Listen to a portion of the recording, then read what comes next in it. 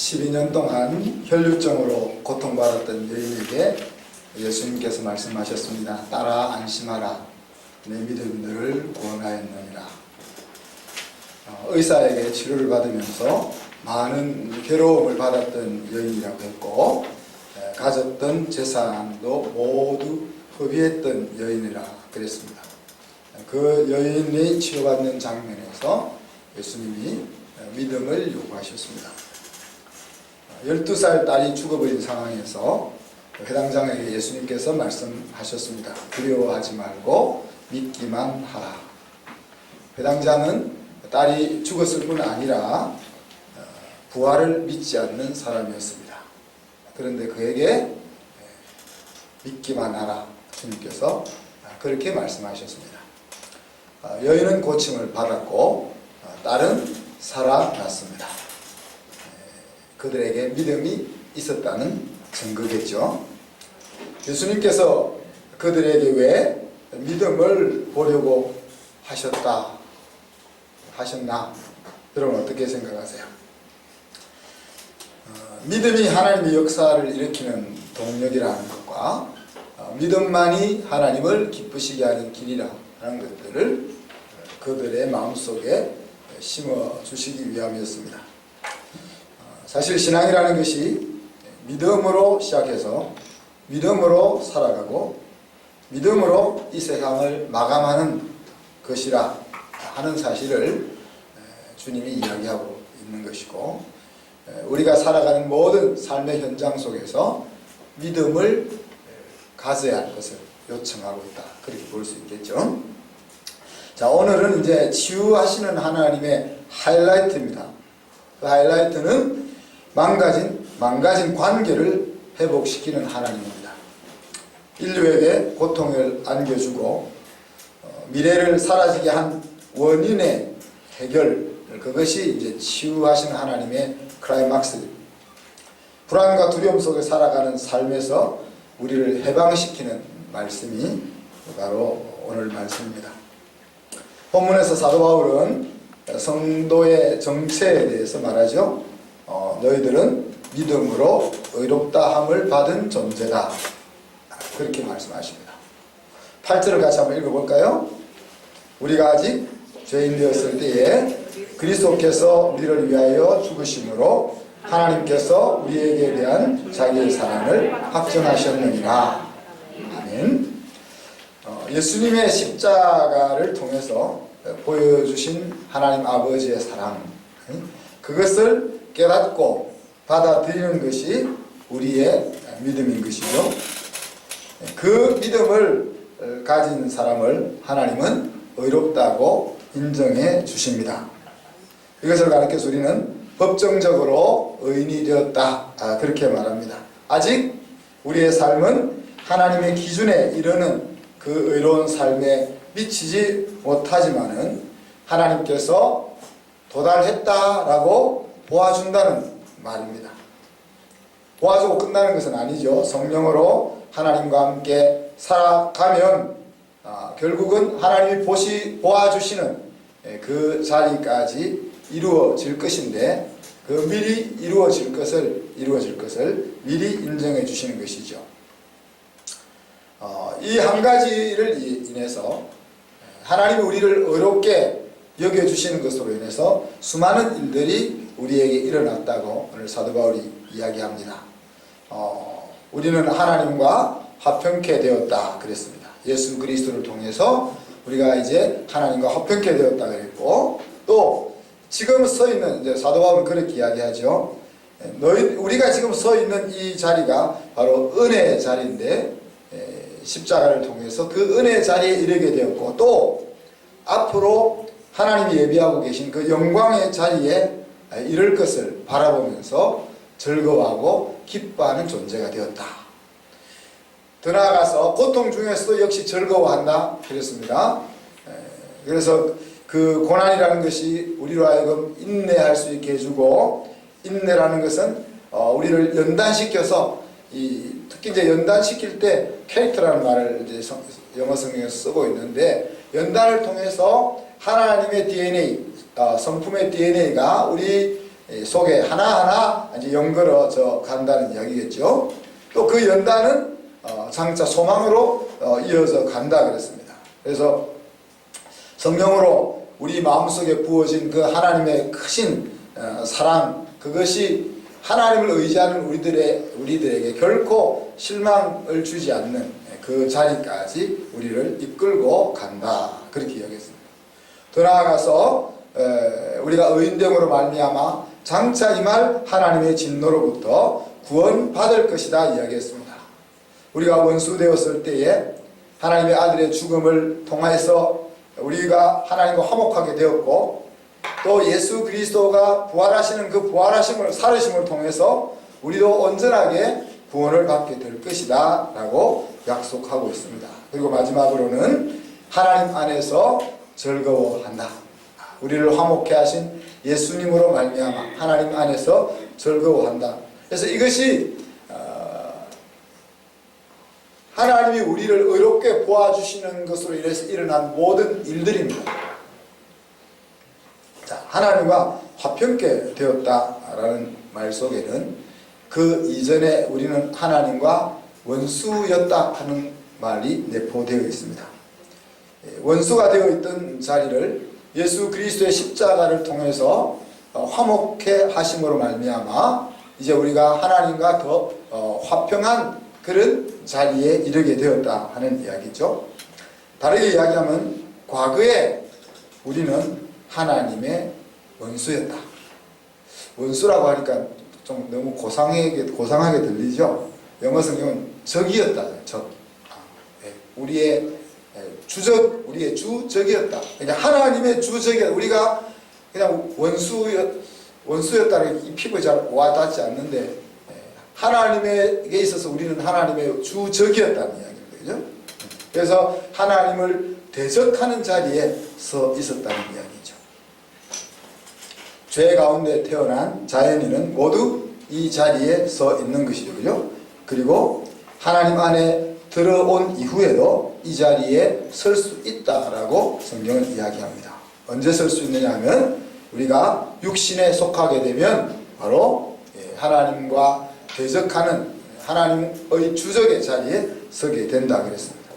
고린도전서 3장 1절로 3절에 보면 형제들아, 내가 신령한 자들을 대함같이 너희에게 말할 수 없어서 육신에 속한 자 곧 그리스도 안에서 어린아이들을 대함같이 한다 그랬습니다. 이때 육신에 속한 그리스도인, 다시 말하면 영적으로 자라지 못하고 살아가고 있는 그리스도인, 그 사람이 바로 하나님과의 대적의 자리에 서 있다, 그렇게 이야기했습니다. 3절로 가면 너희 가운데 시비와 분쟁이 있으니 어찌 육신에 속한 사람을 따라 행함이 아니리요, 그렇게 이야기하고 있습니다.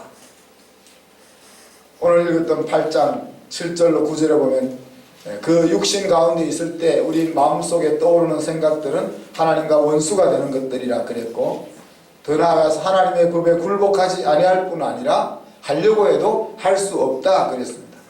그래서 육신에 있는 자들은 하나님을 기쁘시게 할 수 없다.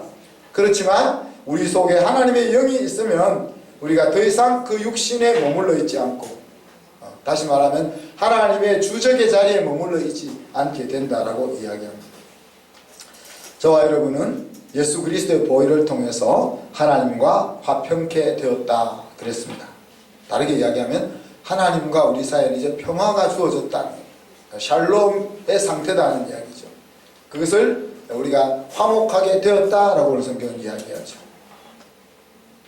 화목가 이 말을 다르게 이야기하면 적의 자리에 있다가 친구의 자리로 익스체인지 되었다는 거예요. 우리가 하나님에게 있어서 주적의 자리에 있다가 베스트 프렌드의 자리로 바뀌어졌다는 이야기입니다. 그래서 이 화평이라는 말은 우리가 하나님의 아들, 딸의 자리로 복권되어져 있다는 것을 의미하는 거죠. 그리고 하나님과 같은 줄에 서 있다는 것을 의미합니다. 하나님과 반대편 줄에 서 있는 것이 아니고 하나님과 같은 줄에 서 있다는 것을 이야기합니다. 그리고 믿음을 통해서 하나님의 생명을 가지고 있는 사람이라는 것을 의미하고, 더 나아가서는 그냥 하나님의 생명만 가지고 있는 사람이 아니고 하나님의 성령에 의해서 조절받고 인도받는 성령의 사람, 신령한 사람, 그 자리에 있는 우리가 되었다라고 말씀하셨습니다. 사랑하는 성도 여러분, 여러분은 하나님과 화해하셨습니까? 성경은 우리가 하나님과 화해했다, 화해되었다 그렇게 이야기합니다. 이 그림을 이 장면을 조금 더 실감나게 우리가 이해하기 위해서 시편 23편 5절에 보면 여호와께서 내 원수의 목전에서 내게 상을 베푸시니 하는 그 그림을 다시 한번 떠올려 보십시다. 다윗이 원수에게 쫓겨서 도망가다가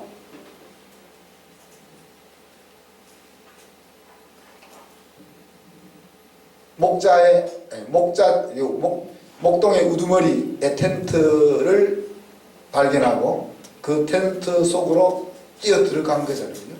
뛰어 들어갔는데 그 목동의 우두머리가 내치지 않고 내 사정을 들어보고는 그럼 이리 와라 해서 식탁을 차려서 같이 식사를 하고 있는 장면이 바로 23편 5절이라 그랬습니다.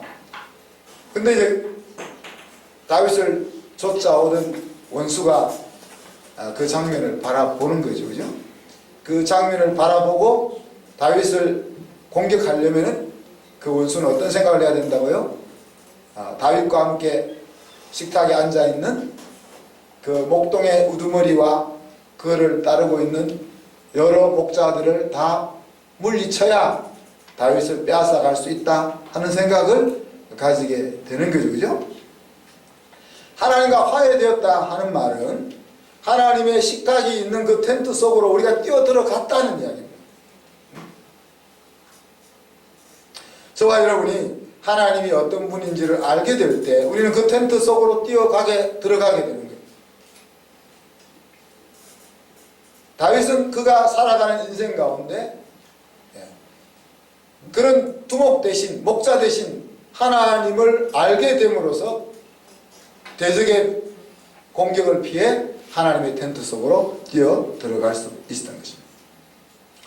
우리가 이번 학기에 전능하신 창조주 하나님, 그리고 모든 망가진 것을 고쳐서 처음으로 복구해 주시는 치료자 하나님을 우리가 배우고 있습니다. 우리가 정말로 전능하신 창조주 하나님을 알고 어떤 망가진 것이라도 원래처럼 복구시킬 수 있는 치료자 하나님을 알 수 있다면 우리는 그분의 텐트 속으로 달려 들어갈 수 있다는 이야기죠. 그분과 반대편에 서서 그분의 주적으로 있던 자리를 박차고 나와서 그분의 줄로 뛰어갈 수 있다는 이야기예요. 왜 많은 사람들이 하나님의 적이 되어 살고 있을까요? 왜 하나님과 반대편에 줄을 서서 하나님을 대적하는 삶을 살고 있을까요? 하나님이 보이지 않기 때문이고 하나님을 알 수 없기 때문에 그렇습니다.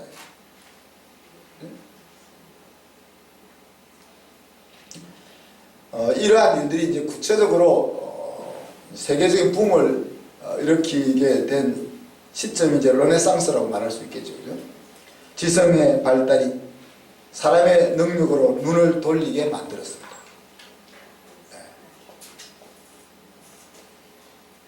물론 그 전에 가톨릭 교회가 보여준 잘못된 하나님 때문이기도 하죠. 신의 은총이라는 것이 인간의 이성을 질식하게 만들어 버렸습니다.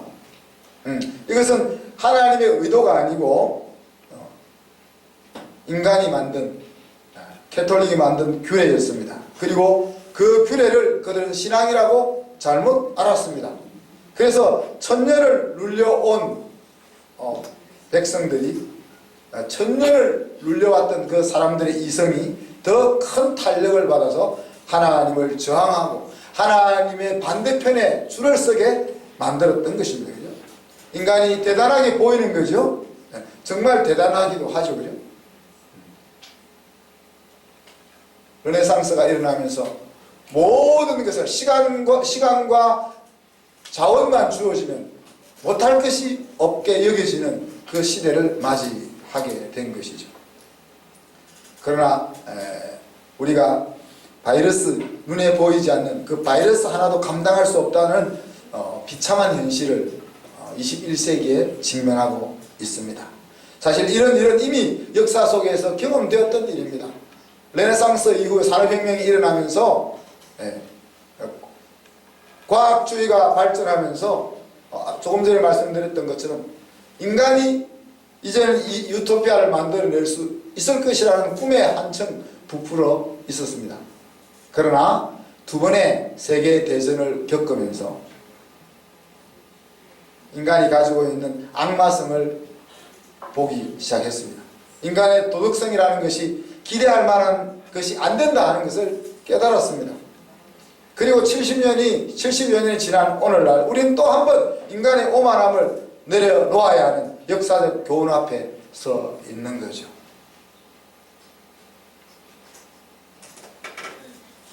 시편 14편 51편 보면은 어리석은 자는 그 마음에 이르기를 하나님이 없다 하는도다. 하나님이 없다 하는도다 하고 하나님의 반대편에 줄을 서면은 그것으로 끝나는 것이 아니고 부패하고 가증하고 악을 행하는 자리에 인간은 설 수밖에 없습니다. 하나님의 반대편에 주석의 자리에 서면 인생을 더 고양시키고 더 멋있는 삶을 만들어내는 것이 아니라 세상을 무너뜨리는 길을 가게 하는 것이다.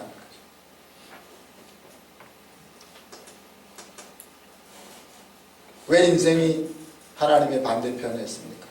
왜 하나님과 대적하는 자리에 서게 됩니까? 또 한 가지 이유는 하나님께 화가 나서 그렇다고 생각해요. 왜 하나님께 우리가 화가 나죠? 정의가 보이지 않고 악이 승리하고 내 인생이 꼬이고 감당하기 힘든 어려움들이 반복해서 밀려오면 인간은 하나님을 향하여 화가 나게 되어 있습니다. 사랑하는 성도 여러분, 여러분은 하나님과 적으로 살아갈 자신이 있습니까? 얼마나 많은 현대인들이 하나님의 반대편에서 살아갈 수 있다고 소리치고 있습니까? 시편 기자는 그런 소리를 하늘에서 들으시고 하나님이 웃으신다라고 표현했습니다. 세상 사람들은 뭘 몰라서 하나님의 반대편에 서서 하나님의 대적의 편에 서서 하나님을 대적하는 자리에서 살아갈 수 있다고 외치지만은 우리는 그럴 용기가 없잖아요. 우리는 하나님과 반대 라인에 서가지고 대적할 만한 용기가 없잖아요. 또 그렇게 객기 부릴 만용도 없지 않습니까? 그럼에도 불구하고 왜 우리는 종종 적진에 머물러 있느냐 하느냐. 적진에 머물러 있느냐. 하나님의 라인을 떠나서 왜 반대편 라인에 머물러 있느냐 하는 거예요. 그곳은 우리가 서 있을 곳이 아닌데, 그곳에서는 우리가 취할 만한 것이 없는데, 우리가 서 있어야 될 부분, 저와 여러분이 서 있어야 될 부분은 바로 하나님의 라인인데 왜 우리가 종종 반대 라인에 서 있느냐 하는 거예요. 한번 깊이 생각해 보시기 바랍니다. 이렇게 하나님과 반대편에 서 있었던 우리가 이제는 하나님의 라인 속에 섰다 하는 거예요. 하나님의 반대편에 서게 했던 그것이 우리의 인생을 고난 가운데로 몰아넣고 우리의 인생의 미래를 빼앗아갖고 우리를 멸망하는 자리로 이끌어 왔었는데, 치유와 치유자 되신 하나님께서 우리의 모든 불행과 괴로움의 출발이 되었던 그 하나님과의 망가진 관계를 복권시켰다 하는 것이 치료자 하나님의 역사의 클라이막스인 거죠.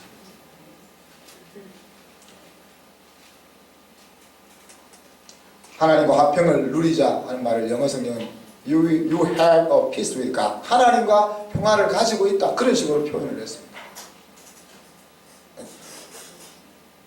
우리가 화평을 누리기 위해서 애를 쓰자 이게 아니에요. 이미 예수 그리스도의 복음을 통해서 너는 하나님의 줄로 왔어. 그럼 하나님의 줄에 섰으면 하나님의 줄에 서 있는 것으로 알고 그렇게 행동해 이 이야기입니다. 너가 지금 저 반대편에 서 있으니까 이쪽으로 들어와 이 말이 아니고 너는 이미 너가 있던 저 자리가 너가 있던 자리가 아니고 너는 이미 이 자리에 옮겨왔어. 네가 그것을 제대로 알고 그렇게 행동해 이 말씀입니다. 하나님 편에 서 있는 우리에게 또 하나의 사명을 하나님이 주셨습니다. 고린도후서 5장 17절로 21절에 보면 새로운 피조물이 된 우리에게 화목해 하는 직분을 주셨다 그랬습니다. 그리고 화목해 하는 직분을 주셨다는 말은 화목해 하는 말씀을 우리에게 부탁하셨다 하는 이야기입니다. 그리고는 저와 여러분을 그리스도의 사신으로 임명하셨다 하는 겁니다. 자, 저와 여러분은 육에 속한 사람 그리고 육신에 속한 사람을 화목해 해야 하는 그리스도의 대사다 하는 이야기. 육에 속한 사람은 아직 하나님을 모른 채 하나님과 주적의 자리에 서서 하나님을 대적하면서도 멋있는 인생을 살 수 있다고 외치는 사람들입니다.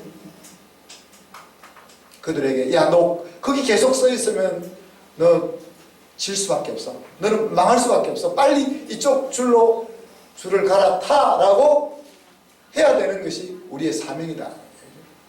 그리고 육신에 속해 있는 사람들을 하나님 안으로 이 하나님의 라인으로 들어왔음에도 불구하고 아직도 자신이 주적의 자리에 서 있는 줄 알고 그렇게 살고 있는 우리의 지체들, 우리의 가족들, 그들이 자기의 서 있는 줄에서 제대로 살아갈 수 있도록 해야만 하는 그리스도의 대사다 하는 이야기입니다. 마태복음 5장 9절에 보면 이렇게 우리가 화평케 하는 일을 제대로 잘 감당할 때 우리가 하나님의 아들이라 일컬음을 받을 것이다 그랬습니다. 하나님께서 우리가 주적의 자리에 서 있는 우리에게 먼저 손을 내미셨습니다. 먼저 손을 내미셨습니다. 우리가 아직 죄인 되었을 때, 내가 하나님이 필요 없다고 주장할 때, 나는 하나님 없어도 인생을 승리할 수 있다라고 생각할 때, 그때 하나님이 그렇게 외치는 우리를 향하여 먼저 손을 내미셨다는 겁니다. 우리는 왜 스스로 손을 내밀지 못할까요? 우리는 본래 스스로 손을 내밀 수 있는 존재가 아닙니다. 자,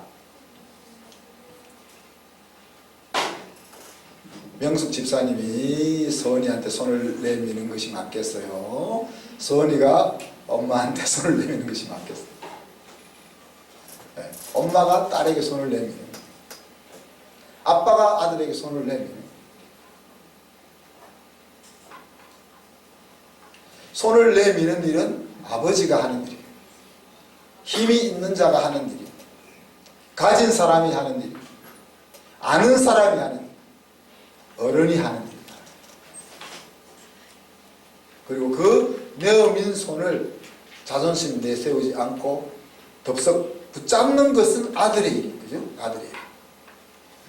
안타깝지만 붙잡는 것까지 아버지가 해줄 수는 없어요. 엄밀히 말해서 해주어도 소용이 없어요. 내가 손을 내밀으면 아들이 손을 안 잡아. 그래서 내가 아들 가까이 가가지고 억지로 아들 손을 끌어서 내 손을 붙잡아도 물리적으로 손이 잡혀 있는 것 같지만은 그 손은 잡힌 것이 아닌 거예요. 하나님이 왜 억지로 그 손을 붙잡지 못하겠어요? 왜 원수의 자리에 서 있는 그들의 손을 가서 그냥 하나님이 덥석 붙잡지를 못하겠어요. 잡아도 잡은 것이 아니기 때문에. 하나님이 하실 수 있는 일은 먼저 손을 내미는 일. 하나님께 화나 있는 백성들에게 하나님을 바로 볼 수 있게 돕는 자가 되도록 기도하십시오.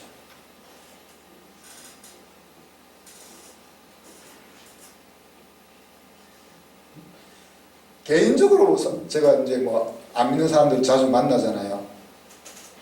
그러면 제가 목사를 하면서 알아서 그런지 기독교에서 욕을 별로 제가 못 들어먹는데 인터넷 상에 들어가면 좀 배가 부를 정도로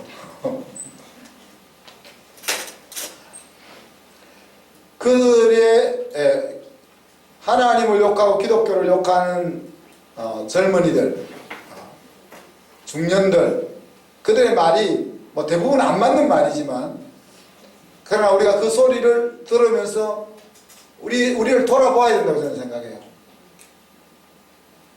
왜 우리가 하지도 않은 우리 모습이 아닌 그런 모습을 가지고 우리를 공격해 이렇게 생각할 것이 아니라,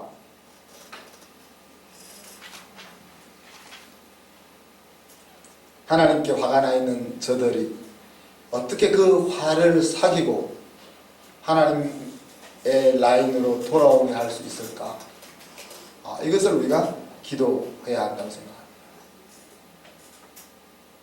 하나님과 화해한 사람들이 육신의 길로 행하지 않도록 기도하십시다.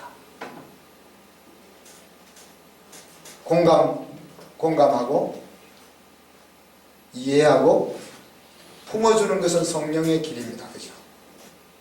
내 옳고 그름을 따지고 다름을 인정하지 않고 나의 주장을 관철시키려고 하는 것은 육신의 길입니다. 세상에서 논리학과 수사학을 배우는 이유는 자기의 주장을 다른 사람에게 설득시켜 내 편이 되게 하기 위해서입니다. 그러나 하나님의 학교에서 논리와 수사학을 배우는 것은 다른 사람들이 어떤 방식으로 이해하고 어떤 방식으로 받아들이는지를 배워서 그 사람들을 공감하고 그 사람과 소통하기 위함인 겁니다.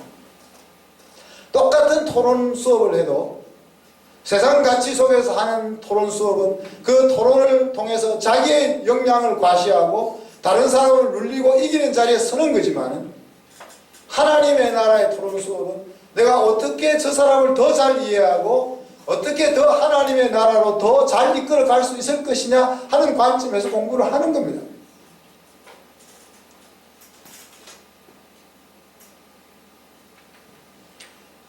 우리가 일부러 찾아가서 화해하자 이렇게 말할 필요가 없습니다. 여러분, 이제 부부 싸움을 하고 나서 어떻게 합니까? 보통 어떻게 하죠? 우리 김선희 사모님 보이는데 싸움을 하시거든요. 싸움을 잘 안 하실 것 같은데 네, 어떤 경우는 여보 미안해 잘못했어 다시는 안 그럴게 이럴 수도 있지만은 보통은 그냥 민개고 지나가잖아요. 그냥 잘해주잖아요. 그냥 가서 괜히 안마해주고, 그죠? 괜히 맛있는 요리 하나 더 만들어 보고 그러잖아요. 그러면 그냥 또 못 이기는 척하고 또 받아주잖아요. 그죠? 그것이 이제 가족인 거죠. 찾아가서 야 내가 잘못했어 이렇게 화해할 필요는 저는 없다고 생각합니다. 그냥 화해된 사람처럼 대하는, 야 이전에는 너를 이해 못해서 미안해 앞으로 너 잘 이해해 줄게 이렇게 말할 필요가 없습니다.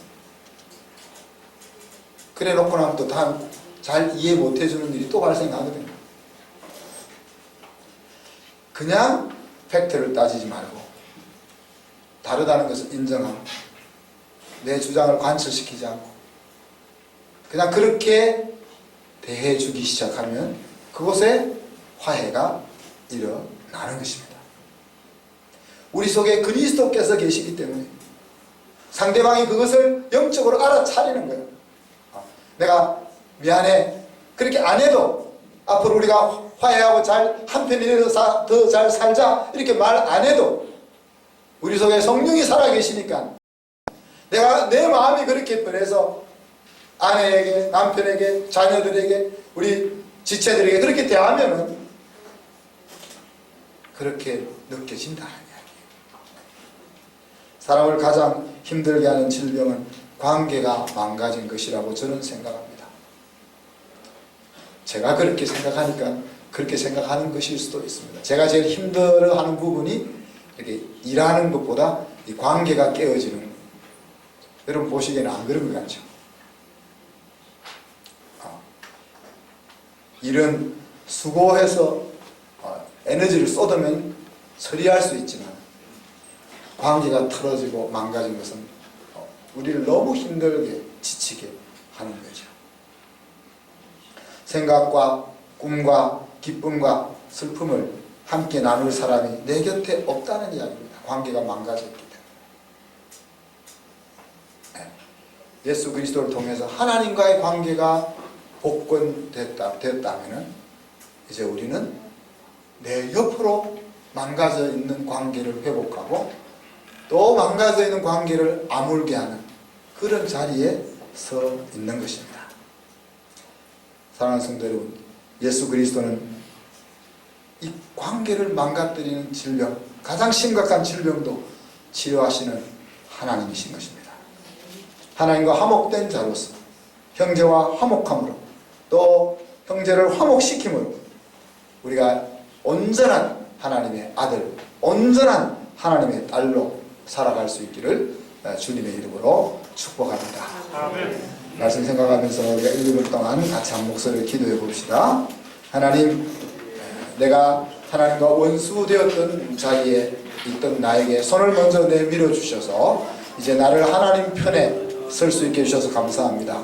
이제 하나님과 화목된 자로서 화목해 하는 대사가 되어서 우리 가족 가운데 평화를 만드는 자가 되게 하시고 교회 가운데 또 우리가 섬기는 직장 가운데 평화를 만드는 하나님의 아들, 딸로 살게 하여 주옵소서. 같이 한번 기도합니다.